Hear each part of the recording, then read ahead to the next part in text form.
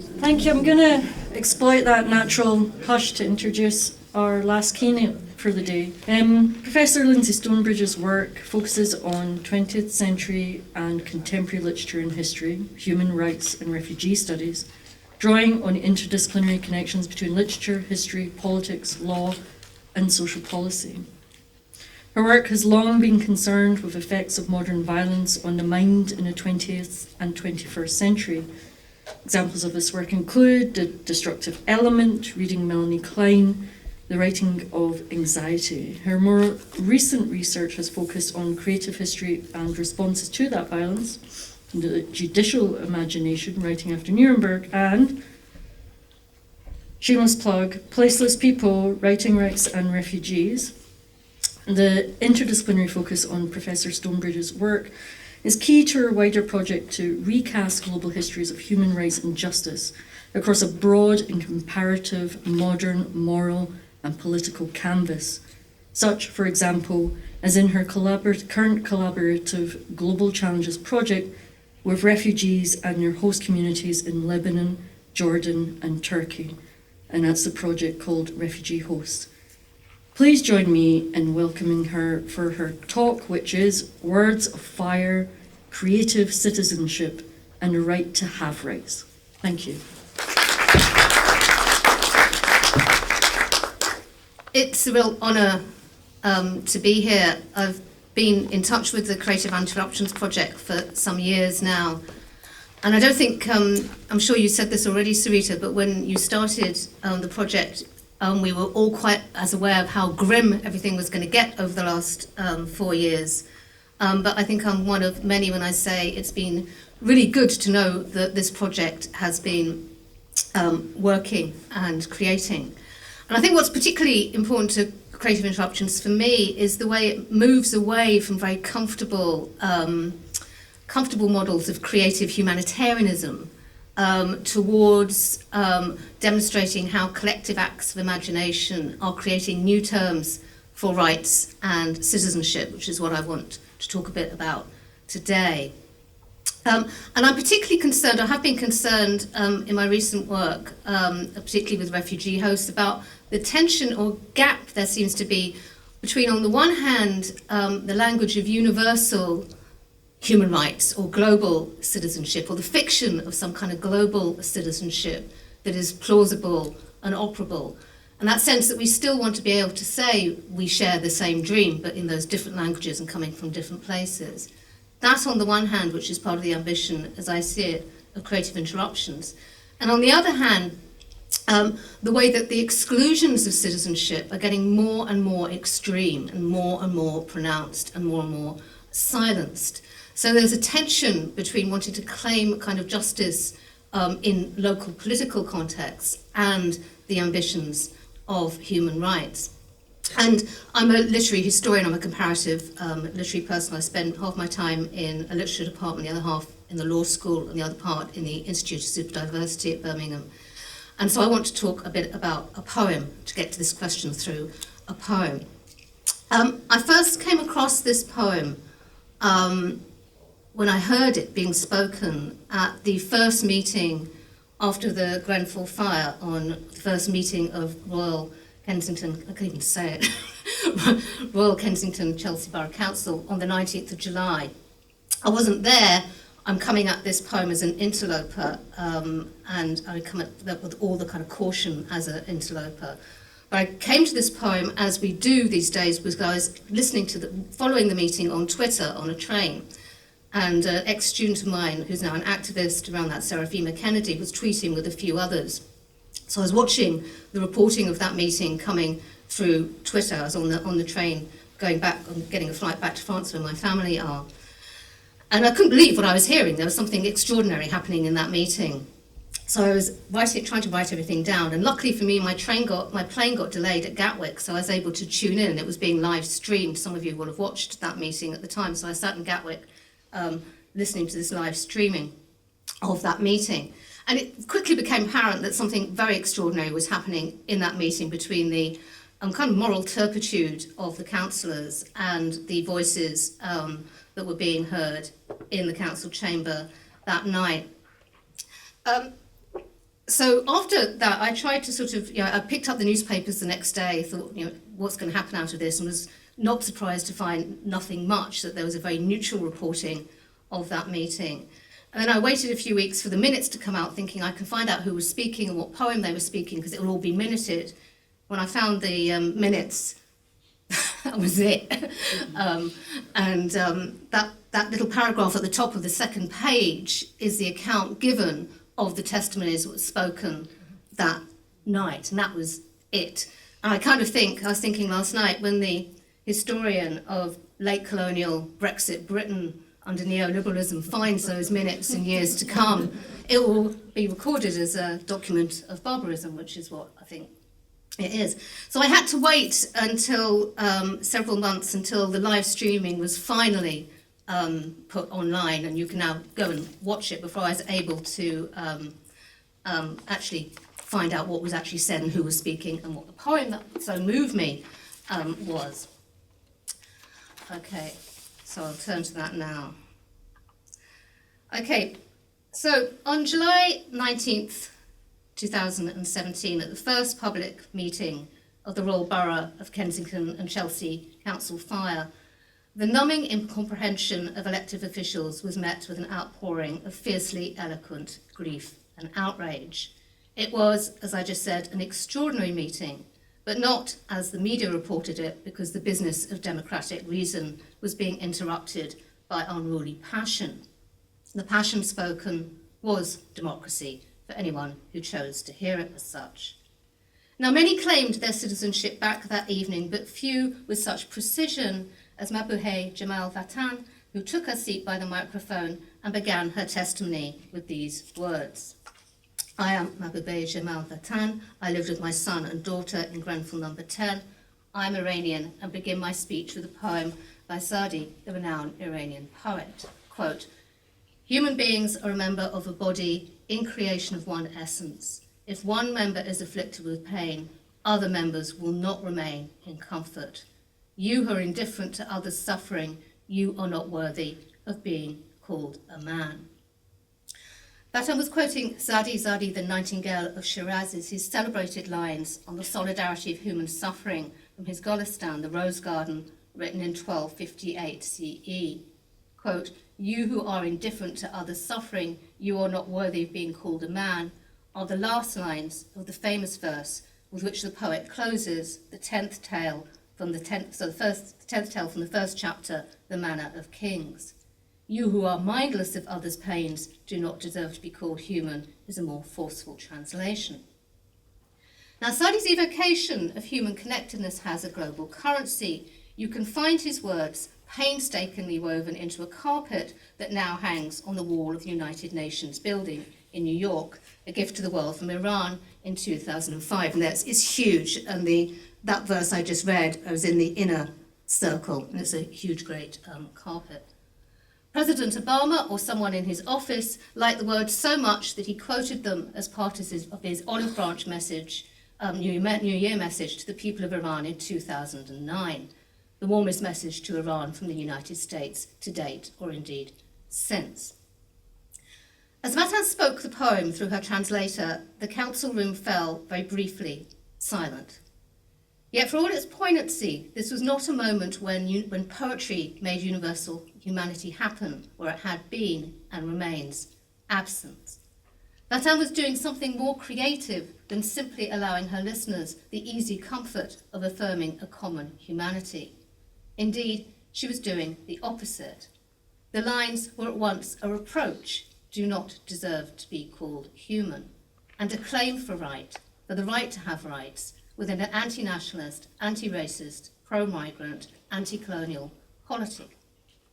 The fact that such a universal citizenship does not exist was precisely the point the poem was making. And in this, Vatan was echoing the claims of many in the world today for whom non-priority citizenship is not just a matter of political representation, but, as for those on the Lancaster West Estate, of survival. It matters very much, I think, to some of our conversations today that these rights claims coming from the very edge of political representation often come from the limits of language too. That is to say, that they are creative. The silencing of racism and colonialism, as Edouard Glissant argued, also produces a poetics of relation, a fugitive prosody, a middle passage of tongues, rhythms, dialects, languages, spoken, written, bearing with it the promise of an always emerging, as yet unrealized, alternative global consensus of ourselves as part of a crowd in an unknown, in Glissant's now famous words.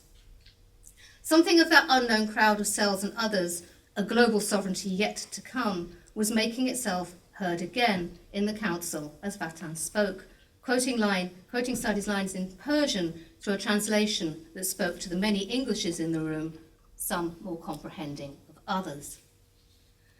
This plurality of utterance was why the universal citizenship she was evoking through the verse was emphatically not an endorsement of the global justice preached within the walls of the UN and elsewhere. To the contrary, the citation was a rebuke against both the failure of human rights in North Kensington, which Hardly Need pointed out at that time, and their instrumentalisation by liberal internationalism elsewhere. Quote, "Where is humanity and conscience then?" Vatan asked, just in case anyone had missed the point about the emptiness of rights talk implicit in her quotation. Quote, "The human rights which the UK fights for overseas should be respected for people who live in this country. Why aren't human rights respected here? Why?" And this is the first question I read her recitations asking of us. Why isn't the language of justice and rights doing more? Why are its words failing? This creative citation Creative Act was one of very many that have been produced in the aftermath of the Grenfell atrocity, most of it will be familiar to this audience, the monthly silent walk that enacts the political silencing of citizens in order to protest it. Let them hear our silence is the cry of poetry there. The ghostly green lights projected on buildings that illuminate the moral dark that surrounds them. These collective acts of performative assembly, in Judith Butler's terms, are also a kind of poetics in Glissant's. Politically, they are local to this particular struggle for equal citizenship, but in their poetic reach, they are a more than local demand for the freedom to exist in the world. A second set of questions then, prompted by Mobaheh Jamal Vatan's evocation of Sadi's universalism. How might we think of this counter-poetics as making the language of human rights do other kinds of political work? And what kinds of local and relatedly global citizenship might they be proposing? Now, I know that the evocation of poetry and poetics in this context is to be treated with real caution, but I don't think it's trivial. A conspicuous feature of our times is the failure of public discourse to register atrocities as acts of political violence, as the consequence of the corruption of governance, or of institutionalized racialized violence, for example, as motivated crimes of race hatred or nationalist ideology. With accountability gone, it's perhaps no surprise that the language of human rights has lost its resonance in the same time period. The co-opting and taming of human rights by global and national neoliberal institutions has left platitudes in place of poetry. Quote, "A man speaks over their action with a narrative arc that makes everything okay, if incredibly sad." Daniel Renwick writes of the public banalisation of the Grenfell atrocity in a powerful recent essay. Yet he says the country keeps calm and carries on. There is, he concludes, and I want to take this seriously, there is evil in this process. Turning the experience of lived horror into easy cliché has become part of the everyday violence of our present. It is as though a glass wall now stakes through our public spaces.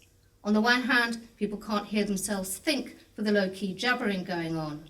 Through the glass, on the other side, people are opening and closing their mouths but cannot be heard.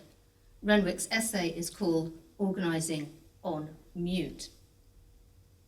Now, the weird and frankly terrifying inability of words to connect to context was demonstratively evident in the RBKC meeting on July the 19th, and indeed is partly what meant the flowering of Sadi's word in Vatan's testimony so immediately arresting. The newly elected leader of the council, Elizabeth Campbell, uttered the words, "I understand," so often, 33 times, I counted, that they became meaningless. There was little understanding in the Arendtian sense of thinking with the words of others in evidence. Quote, "They're listening, but they're not hearing," as one participant had to shout because she, like other survivors and activists, could not get access to a microphone. Quote, "They say we understand you, but this is not the truth." Mabuhay Jamal Fatan again. Listening without hearing, understanding without moral responsibility, voices without microphones. Even when responsibility was acknowledged at that meeting, it was hard to escape the impression that for many speaking for the council floundered for the want of a credible script. Quote, "I believe in life sometimes you need to step up," intoned the floppy-haired deputy leader from somewhere deep within a 19th century boy's own adventure. "And I believe, for me, before crashing into piteous cliché, these poor people." Hannah Arendt observed that when language fails to resonate, when it starts parroting itself, lifting itself free from moral context, we are in the presence of what she called the banality of evil. A thoughtlessness that shreds words and actions of their poignancy, and which is hugely significant because it is also, in her analysis, when language disconnects, that the everyday business of public administration and governance turns malign and sometimes murderous. There is evil in this process, remember Daniel Renwick's words. Perhaps the banality was more clueless than malevolent that evening, but the words of some officials fluttered very close to the dark. Quote, "Okay, thank you very much everyone for your contributions and for telling us your stories, and we'll now carry on with the ordinary business of the meeting," unquote, concluded Mayor Marie-Thérèse Rossi after no less than 15 people had spoken of their grief, terror, rage, incomprehension and fear over an achingly long 2-hour period. Now, possibly the mayor did not actually mean that the telling of stories was separate from the work of representative democracy that's supposed to go on in council chambers, but the slip, assuming that it was a slip, betrayed the extent to which, for some present, those telling their stories were more a category of humanity to be managed and administered to these poor people than fellow citizens to whom they were answerable. In her report on Grenfell, United Nations Rapporteur on Housing, Leilani Farah observed that residents were being treated, quote, less as people with human rights and more as objects of charities, which is a claim that's been echoed consistently over the last 2 years. But what, and this goes back to the question I started with, would it mean for people to be treated as though they had human rights in this current context, which is weightless from a certain perspective from the other side of the wall? Even as the walls of the UN building were being built over 70 years ago, Arendt, along with many others, predicted that the more the world globalized, the more people were pushed into what she called the dark background of difference, the more fragile abstractions of universal human rights would struggle to grant access to equality, freedom, and self-determination. Only, she argued, an active, participatory claiming of the right to have rights to appear, act, and speak within a political community of citizens, she argued, could guarantee the mutual recognition of humanity necessary to equal rights. Writing as a stateless person and a refugee, Arendt had the exclusions of the 20th century European nation-state in mind, in which she argued the colonial practices from the nation-state, the European nation-state, had boomeranged back onto the European continent at that moment. Today, those exclusions are also internal to states. The we refugees that Arendt wrote of in her essay of that title in 1943 are groups of workers, migrants and refugees living inside the nation, corralled behind glass walls, built to defend not just white privilege, but the occupation of public spaces by private capital that now helps fund it. When the people of North Kensington began to speak that evening, one of those walls started to splinter.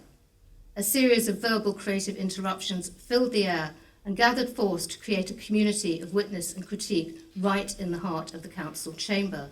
Read the minutes, as I showed you, and nothing of this is recorded. Listen to the words actually spoken, and what you can hear is an extraordinary collective reclamation of the right to be seen, heard, to object, to exist. Just a few quotations. Quote, "What part of my body do you want me to give to demonstrate the effort of provoking the humanity in you?" Unquote.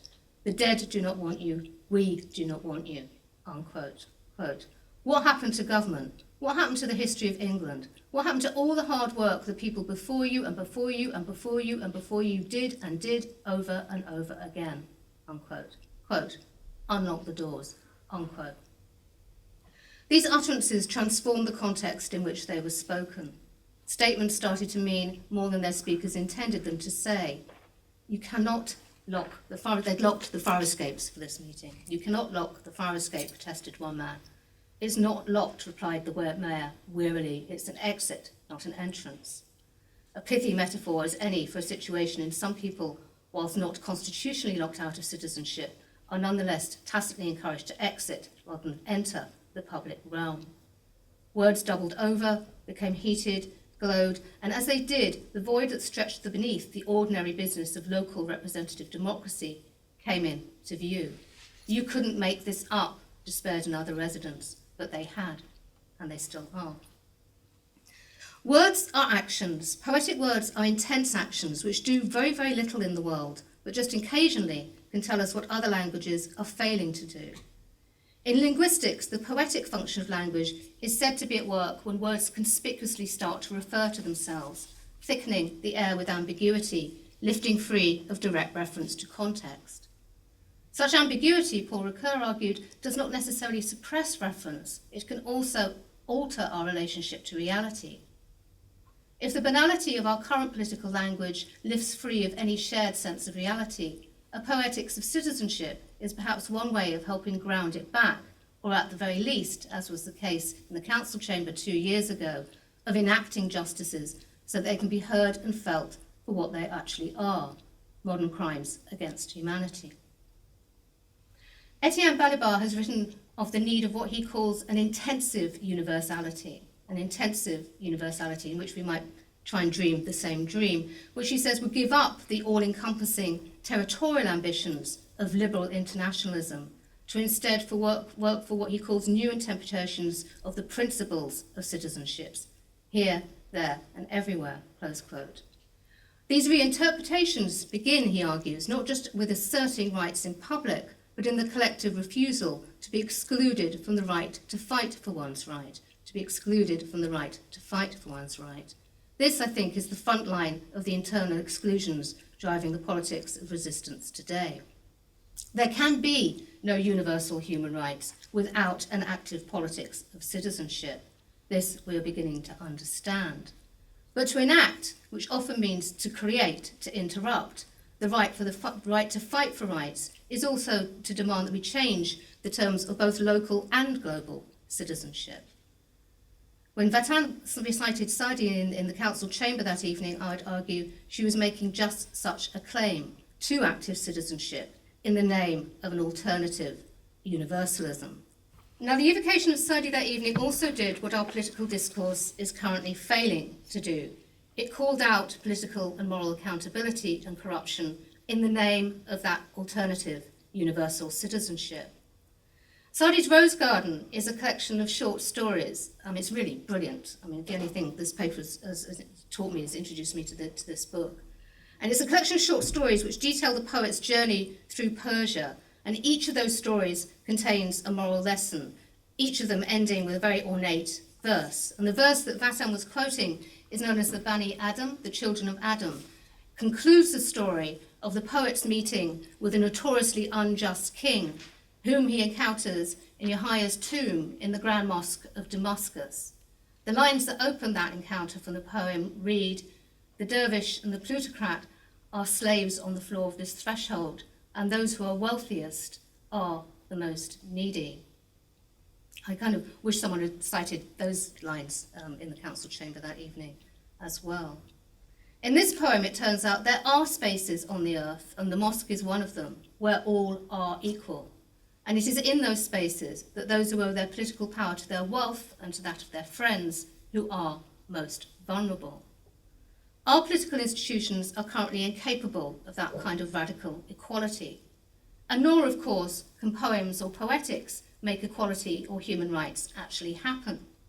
For a start, literary universalism, especially, is as implicated in the silencing of oppressive histories, particularly of racism and colonialism, as it is in the histories of resistance and the struggle for liberty.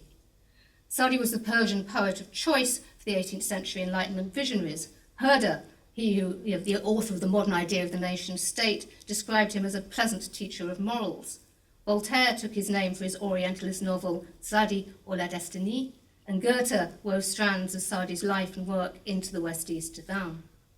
When Europe tired of the rights of man and Sadi's pleasant morals, his work became the standard text with which English colonial administrators were taught their Persian. It was a primer for Persian.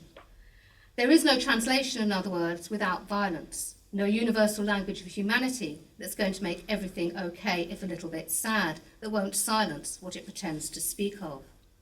But sometimes I think that speaking can create spaces for different agnostic kinds of identification and solidarity. After she spoke the lines from Sadi, Vatton's translator interpreted the poem for the councillors. The lines, she said, human beings are members of one body, she explained, are very similar to those of a poem by John Donne. Therefore, never send to know for whom the bell tolls, it tolls for thee. The famous passage from the 17th verse of the Devotions upon emergent occasions is about the dangers of assuming that sickness, vulnerability, mortality belong to others, not oneself. And John Donne had written them when he was sick, feverishly anticipating his own death, recognizing that thinking yourself better than others does not excuse you from mortality. Famously, the poem also frets about the self-contained acquisitive individualism of colonial England, with which John Donne had connections. He had connections with Virginia. Although if you look up John Donne and slavery in the literary history, you only get slave to passions. I spent a lot of time doing it last night. I don't want to talk about that kind of slavery. I know about his slave to passions. The other kind of slavery, the Virginia Company with which he had investments, is the one I was trying to find out about. But anyway, the very famous lines from that verse read, "No man is an island, entire of itself. Every man is a piece of the continent, a part of the main. If a clod be washed away by the sea, Europe is the less, as well as if a promontory were, as well as if a manor of thy friends or thy own were. Any man's death diminishes me, because I am involved in mankind." Now, John Donne's poem had already started to resonate a year earlier, after the Brexit referendum. P.J. Harvey had recited them at Glastonbury in June 26. And both the Sadi and the Donne verses are about how a politics of greed and vanity are an affront to humanity. Heard together under the shadow of the Grenfell atrocity, they tell a story about a sickness that runs through the history of British colonialism, capitalism and nationalism from the 16th century to the present day, that no human rights regime so far has been capable of curing. Spoken together, however, actively, creatively, interruptively, both the poems and their speakers are claiming the right to exist and participate in a very different kind of world. Thank you.